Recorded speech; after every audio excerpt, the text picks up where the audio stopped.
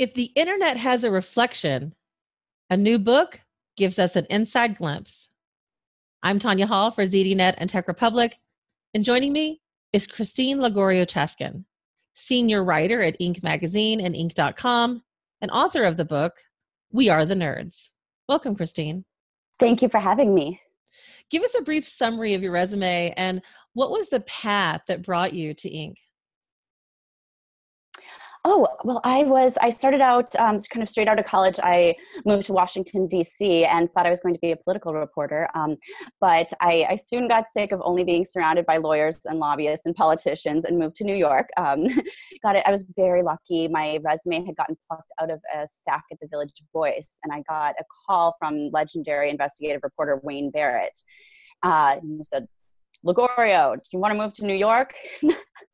So I did. And, through working with Wayne and his colleague, Dan, on a book about Rudy Giuliani and 9/11, I actually got a job at CBS. And I was a writer for Katie Couric for a couple of years. I did her newsletter and also worked at cbsnews.com for a while.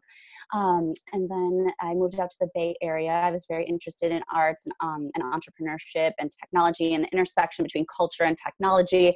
And that year sort of drove me into learning more about entrepreneurship and beginning to write for Inc. So, shortly thereafter, it was only a couple years after starting at Inc., I met Alexis Ohanian and Steve Huffman at South by Southwest for the very first time. And that's sort of what was the first step, the very first little step toward writing this book. Well, you just established that you have written a book. Yes. Explaining how Reddit became one of the internet's most dominant forces. We are the nerds right here. For the very few who might be listening or watching this in our audience, who may only maybe even have a passing awareness of what Reddit is, tell us and explain Reddit. Well, I've come to think of Reddit as sort of a reflection of the entire internet. It is almost like a mirror of the internet. It is, at its core, a list of links that users submit, links and posts, and you can write basically anything you want to on Reddit. I just recently learned this: 50,000 words a minute are typed into Reddit. So it is, the most popular news of the day. Any hobby you can imagine, any sports team, any passion that people have, there is a message board for it on Reddit. And therefore, it is the home to just a million communities, and well, not a million communities, a million kind of conversations at a time. Its homepage is sort of known as the front page of the internet. It's a place where there is all the top stories of the day, plus the shiniest, brightest memes, all the cute cat photos, and sort of wacky, interesting thoughts. So it's a little bit of everything kind of rolled into one. Why did you choose to write the book now? Why now? Well, I had actually been working on it for many years. Now is sort of a factor of kind of how much time it took to write the book after my reporting yielded some very interesting things. I met Steve and Alexis, the founders of Reddit, back before this was really an interesting story. I did think these guys have, an amazing, remarkable startup story. They sort of lucked into the company. They took someone else's idea and built this massive, massive website. But what I didn't have was, this company that it had grown into something big and fascinating, but it was starting to crack around the edges. There was about a scandal every year kind of unfolding on this site. But then in 2015, something amazing happened. Ellen Pao was the CEO of Reddit at the time, and the community sort of revolted against itself and against the company. The moderators, the people who run subreddits, started turning their subreddits private, essentially crippling the entire website. And the founder of the company, Steve Huffman, was watching this from afar and thinking, oh my gosh, my creation, this thing that I hand coded and I built, is falling apart. And then he got a call to return to Reddit as CEO. And 5 days later, he stepped back in as CEO of the thing he built. So it was this great return of the founder story. And Alexis, his co-founder, was right there alongside him as chairman of the board. And that's kind of the moment I knew this is a book, this is a significant story.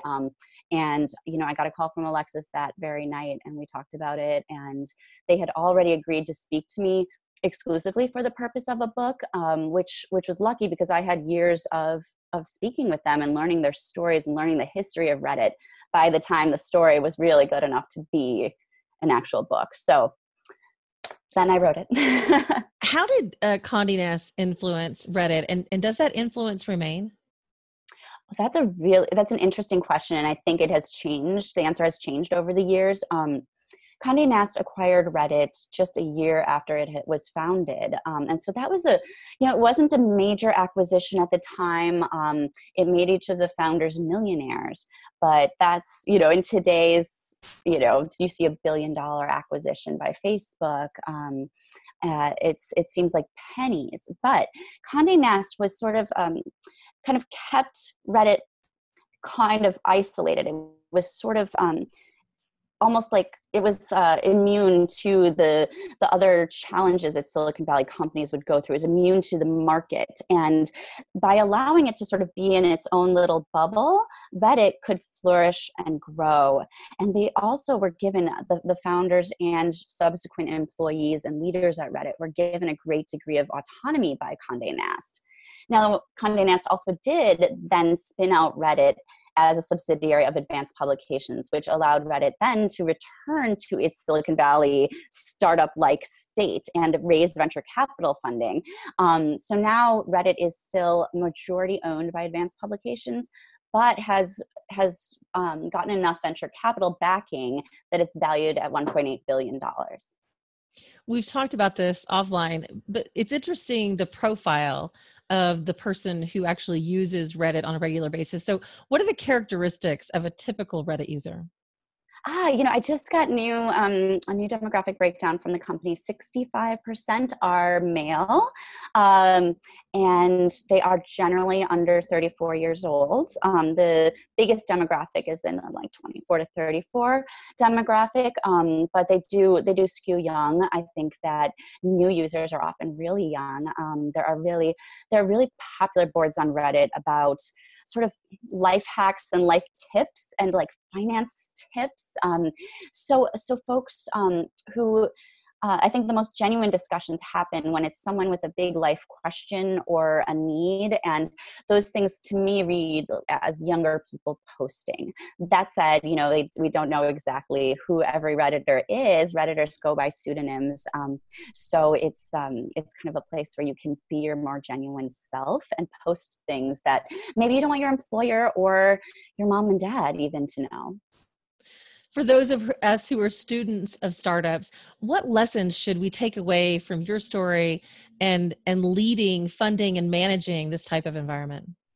Oh gosh, well there are certainly in the book a lot of do not copy this strategy moments. As far as how to run a business, Reddit is so counterintuitive in its strategy. I don't know if I would follow its playbook in this day and age, but I certainly do think that the Paul Graham Y Combinator in the early days, the kind of lean approach to a startup and the sort of don't bloat it with excess capital, don't bog down your building a product with all sorts of marketing and whatnot in the early days. Just keep your vision pure, keep your passion kind of in line with what you're doing, and you've got a shot at success. I love that idea, and I think that's something that pretty much can resonate with every entrepreneur. Christine Lagorio-Chafkin, senior writer at Inc.com and Inc. Magazine, and author of the book, We Are the Nerds. I've got my own copy. If somebody my copy. If somebody wants to get their copy, Christine, maybe they want to understand the true story of Reddit and how it started and where it is today, or maybe they just want to connect with you personally, how can they do that? Many ways. I am on Twitter at Lagorio, just at Lagorio. My website is ChristineLagorio.com. You can find my other writing at Inc.com, and you can buy the book anywhere books are sold. Thanks again, Christine. And if you guys want to find more of my interviews, you can do that right here on ZDNet or Tech Republic, or go to my website, TonyaHall.net. I've got links to all my social sites. Thanks for watching.